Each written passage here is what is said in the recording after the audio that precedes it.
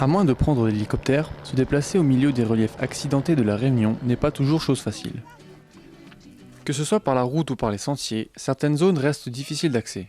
Dans les hauteurs de Helbourg, près du gîte de Bellouve, demeurent les vestiges d'une époque presque oubliée. Construit entre 1952 et 1953, le Mont de Charge permettait l'exploitation de la forêt de Bellouve et l'acheminement du bois vers le village, situé 500 mètres en contrebas. Si pour certains ces vieilles infrastructures appartiennent à l'histoire, d'autres se souviennent. Il y a des gens d'Helbourg qui sont montés dedans. Des anciens qui travaillaient sur Bellouve en tant que forestier, en tant qu'ouvrier forestier. Je pense qu'il y en a qui sont montés à l'intérieur.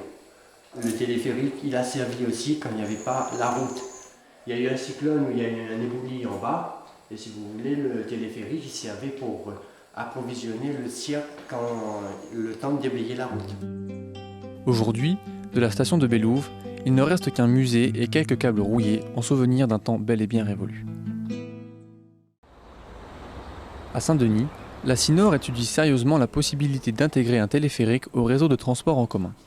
Aujourd'hui, c'est vrai qu'il y a peu de dionysiens qui montent à la montagne parce que c'est difficile, c'est compliqué, etc.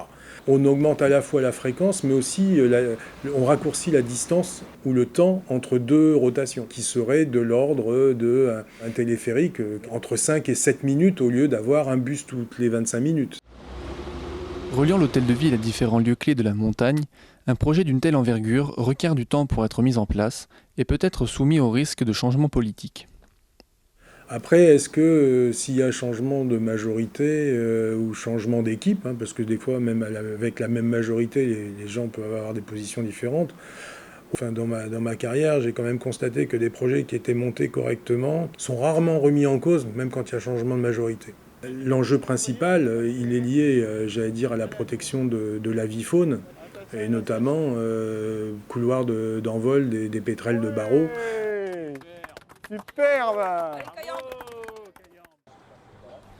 La rivière Saint-Denis est un lieu de passage privilégié des pétrels pour allier l'océan et les hauts de l'île. Afin de protéger les oiseaux des risques de collision avec les cabines et les câbles, la Cinor et la Céor réfléchissent à un programme d'études d'impact dans la zone. D'autres communes, comme Saint-Leu ou Salazie, réfléchissent elles aussi à la possibilité de se doter d'un mode de transport par câble. À Grand Bassin, l'idée a rapidement été abandonnée. D'abord jugé trop coûteux, le dispositif aurait perturbé la quiétude de l'îlette. Bien loin du niveau d'équipement dont dispose la métropole, la Réunion garde un caractère sauvage et paisible. Et c'est peut-être ce qui en fait le charme.